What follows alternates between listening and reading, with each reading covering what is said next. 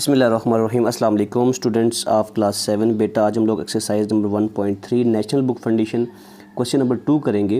बेटा question number 2 हम book पे ही सॉल्व कर लेंगे, लेकिन इसके लिए आइडेंटिफाई द प्रॉपर्टीज़। पहले आपको प्रॉपर्टीज़ का पता होना चाहिए कौन कौन सी प्रॉपर्टीज़ हैं। तो यहाँ कौन सी प्रॉपर्टी लग रही है, नाम लिखना है, यहाँ पे आइडेंटिफाई करनी है कौन सी प्रॉपर्टी है, इस तरह यहाँ पे और यहाँ पे।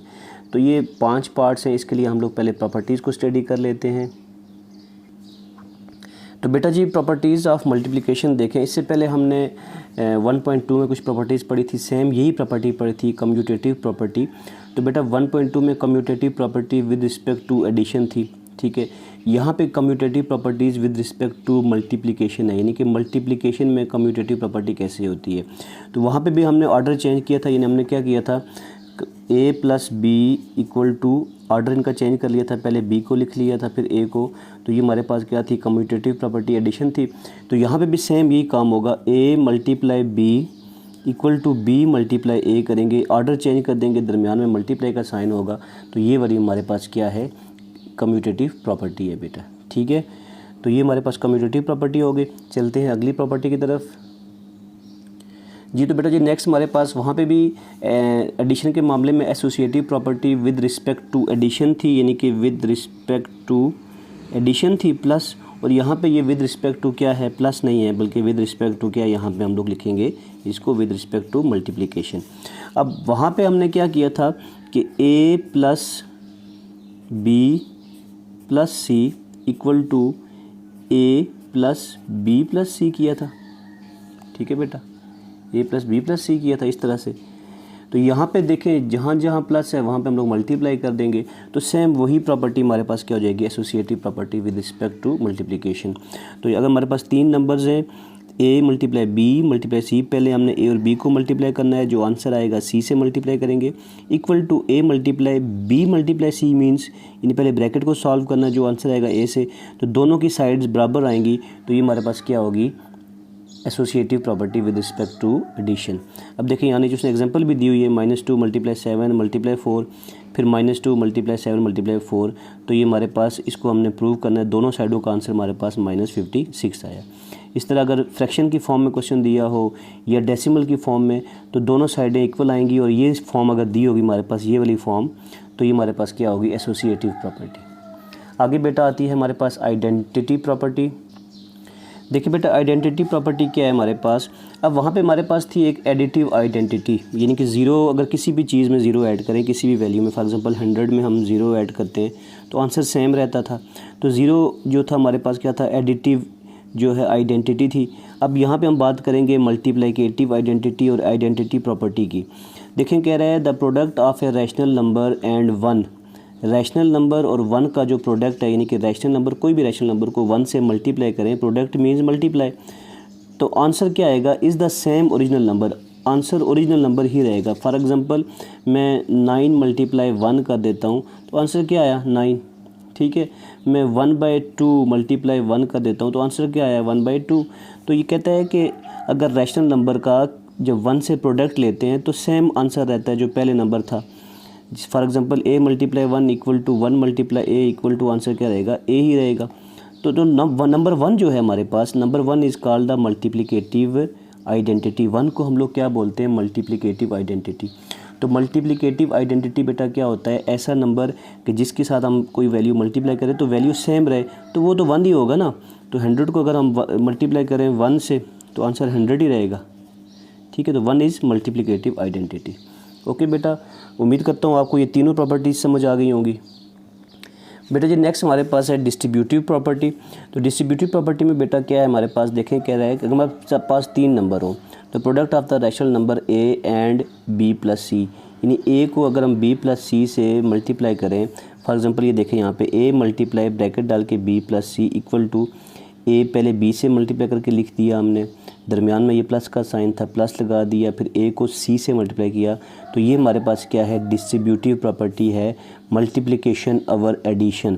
अगर यहाँ पे हमारे पास माइनस का साइन होता है बेटा जी यहाँ पे, तो फिर हम कहते हैं distributive property of multiplication over subtraction. वो भी हमारे पास नीचे यहाँ पे दी हुई है, ठीक है, उसको भी देख लें आप लोग, ये वाली प्रॉपर्टी है, ठीक है। तो सिर्फ और सिर्फ प्लस की जगह माइनस आ गया, a मल्टीप्लाई b माइनस सी हो, b माइनस सी ब्रैकेट में लिखा हुआ है, तो ये डिस्ट्रीब्यूट हो रहा है a b पे भी और a c पे भी, तो a मल्टीप्लाई b कर दिया माइनस a मल्टीप्लाई c कर दिया, तो ये क्या है हमारे पास डिस्ट्रीब्यूटिव प्रॉपर्टी है मल्टीप्लिकेशन ओवर सब्ट्रैक्शन। तो a को पहले b पे डिस्ट्रीब्यूट किया था, फिर c पे, a को b के साथ मल्टीप्लाई, दरम्यान में प्लस, a को c के साथ, यहाँ पे भी पहले a को b के साथ, दरम्यान में जो साइन यहाँ पे है वो यहाँ लगाया, फिर a को c के साथ। तो ये डिस्ट्रीब्यूटिव प्रॉपर्टी है, ये मल्टीप्लिकेशन ओवर एडिशन और ये मल्टीप्लिकेशन ओवर सब्ट्रैक्शन। आगे हमारे पास आता है मल्टीप्लिकेटिव इन्वर्स। जी तो बेटा multiplicative inverse this is also very important property, आपकी बड़ी क्लास में भी यूज़ होती है, ये सारी प्रॉपर्टीज़ वहाँ पे यूज़ होती हैं। कहते हैं दो नॉन ज़ीरो रैशनल नंबर हों, नॉन ज़ीरो मीन के ज़ीरो के अलावा कोई भी रैशनल नंबर्स हों, उनको अगर हम आपस में मल्टीप्लाई करें, उनको आपस में अगर मल्टीप्लाई करें और आंसर 1 आ जाए तो वो क्या कहलाएंगे, आर कॉल्ड मल्टीप्लिकेटिव इन्वर्सेस, वो एक दूसरे के मल्टीप्लिकेटिव इन्वर्सेस होंगे। फॉर एग्जांपल हमारे पास है 9/5, मैं इसको मल्टीप्लाई करता हूँ 5/9 से, तो 5 और 5 कैंसिल, 9 और 9 कैंसिल, तो हमारे पास आंसर क्या आएगा 1। तो 9/5 और 5/9 आपस में मल्टीप्लिकेटिव इन्वर्सेस हैं। अगर कोई आपसे पूछता है कि 3 का मल्टीप्लिकेटिव इन्वर्स क्या होगा, तो 3 को हम किससे मल्टीप्लाई करें तो 1 आंसर आना चाहिए। इसका हम सिंपल रेसिप्रोकल ले लेते हैं, 1/3 से मल्टीप्लाई कर दें तो 3 और 3 कैंसिल, तो आंसर क्या आएगा 1। तो 3 का मल्टीप्लिकेटिव इन्वर्स क्या होगा 1/3, और 1/3 का मल्टीप्लिकेटिव इन्वर्स क्या होगा ओनली 3। ठीक है, ऑपोजिट हो जाएगा ना। अब देखें फॉर एग्जांपल यहाँ पे मैं आपको एक और एग्जांपल देता हूँ। फॉर एग्जांपल मैं एक और एग्जांपल आपको देता हूँ कि 9 है, तो 9 का मल्टीप्लिकेटिव इन्वर्स क्या होगा, तो मल्टीप्लाई करें 1/9 से, तो आंसर क्या आएगा 9, 9 कैंसिल 1।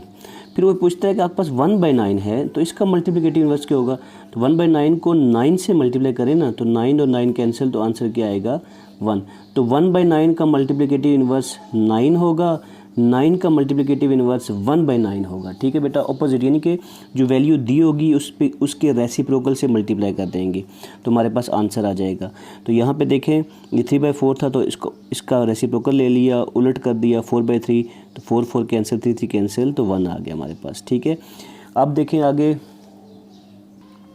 जी तो बेटा ये हमारे पास देखें क्वेश्चन एक्सरसाइज 1.3 क्वेश्चन नंबर 2। अब देखें हम सॉल्व करते हैं। प्रॉपर्टीज़ तो हमने स्टडी कर ली। आइडेंटिफाई द प्रॉपर्टीज, सिर्फ प्रॉपर्टीज़ को आइडेंटिफाई करना है, नाम बताना है। बेटा अब देखें -2/5 मल्टीप्लाई 0, जब भी कोई वैल्यू 0 से मल्टीप्लाई होती है तो वो 0 बन जाती है। ठीक है, तो इसको हम लोग कह देंगे मल्टीप्लिकेटिव प्रॉपर्टी ऑफ 0। इसको हम क्या नाम देंगे, मल्टीप्लिकेटिव प्रॉपर्टी ऑफ 0। 0 की ये मल्टीप्लिकेटिव प्रॉपर्टी हो गई। ठीक है बेटा जी, 0 की ये मल्टीप्लिकेटिव प्रॉपर्टी हो गई। पहले का आंसर यहाँ पे लिख दिया मैंने। लास्ट देखें इसका पार्ट, वहाँ पे भी कोई वैल्यू 0 से मल्टीप्लाई हो रही है तो 0 बन जाएगा, फिर ये 3 किससे मल्टीप्लाई होगी, फिर 0 आंसर आएगा। तो ये भी क्या है हमारे पास मल्टीप्लिकेटिव प्रॉपर्टी ऑफ 0। ठीक है, ऑफ 0 कर देंगे। ठीक है बेटा जी, और आगे देखें पार्ट 2 है हमारे पास। कोई वैल्यू जब -1 से मल्टीप्लाई हो, कोई भी वैल्यू जब -1 से मल्टीप्लाई होगी तो उस वैल्यू का अपना साइन क्या हो जाएगा, चेंज हो जाएगा। अब ये -6 था, -1 से मल्टीप्लाई हुआ तो +6 आ गया। इसी तरह अगर यहाँ पे +6 होता तो -1 से मल्टीप्लाई होता तो -6 आ जाता। तो कोई भी वैल्यू जब -1 से मल्टीप्लाई होगी तो अपना साइन चेंज कर देगी। तो इस प्रॉपर्टी को बोलेंगे मल्टीप्लिकेटिव प्रॉपर्टी ऑफ -1। मल्टीप्लिकेटिव